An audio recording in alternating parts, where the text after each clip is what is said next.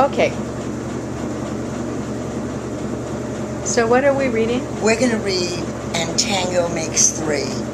And I love this book because the impossible becomes possible.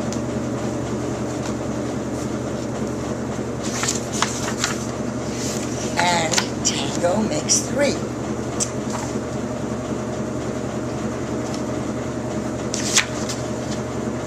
In the middle of New York City, there is a great big park called Central Park. Children love to play there. It has a toy boat pond where they can sail their boats. It has a carousel to ride on in the summer and an ice rink to skate in the winter. Best of all, it has its own zoo. Every day, families of all kinds go to visit the animals that live there. But children and their parents aren't the only families at the zoo. The animals make families of their own. There are red panda bear families with mothers and fathers and furry red panda bear cubs.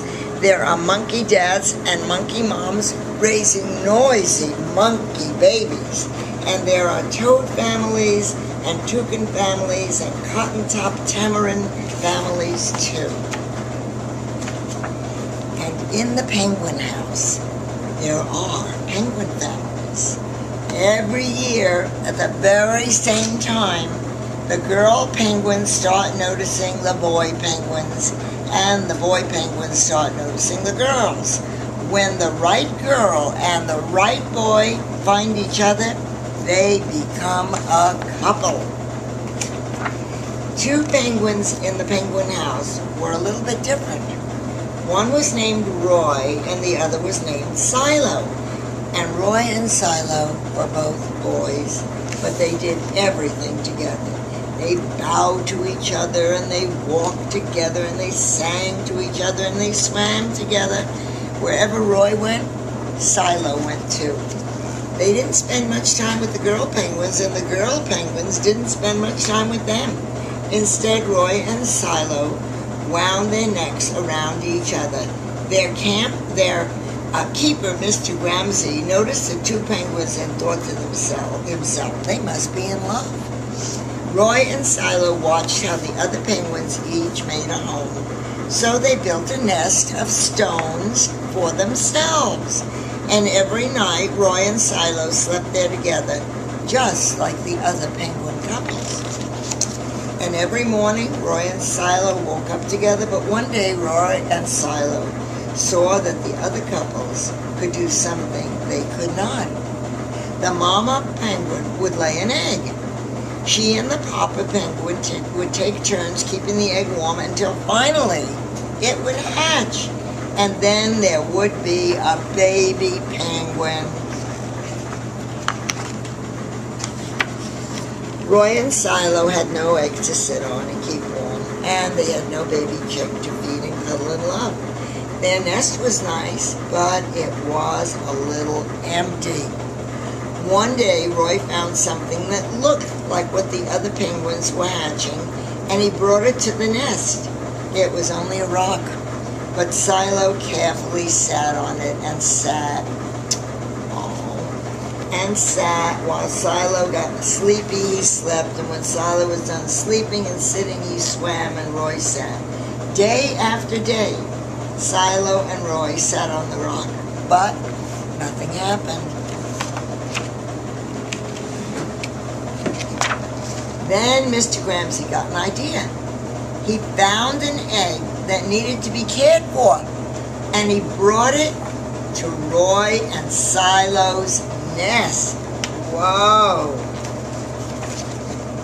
Oh, this is getting good. Roy and Silo knew just what to do.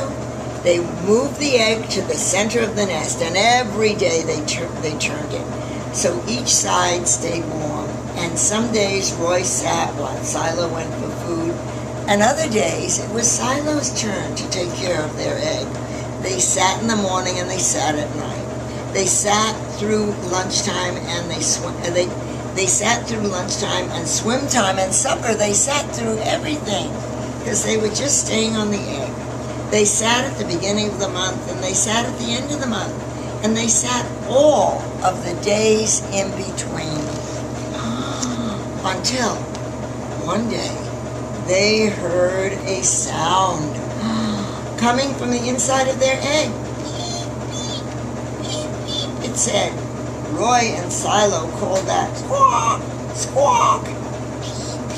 Answered the egg, and suddenly a tiny hole appeared in the eggshell, and my goodness, what was coming out of that crack?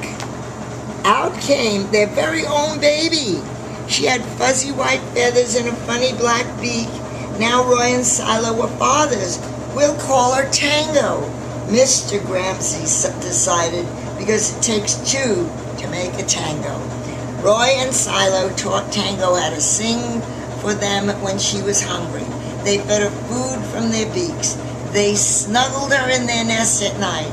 Tango was the very first penguin in the zoo to have two daddies. Soon, Tango grew strong enough to leave the nest. Roy and Silo took her for a swim, just like all the other penguin families. And all the children who came to the zoo could see Tango and her two fathers playing in the penguin house with the other penguins. Hooray, Roy! Hooray, Silo! Welcome, Tango! They cheered. At night, the three penguins returned to their nest. There they snuggled together, and like all the other penguins in the penguin house, and all the other animals in the zoo, and all the families in the big city around them, they went to sleep. Did you like the story? Oh, yes. Okay, that's the end, and it's only the beginning, really, and Tango makes 3. Beautiful. Hi, Mare, we're done.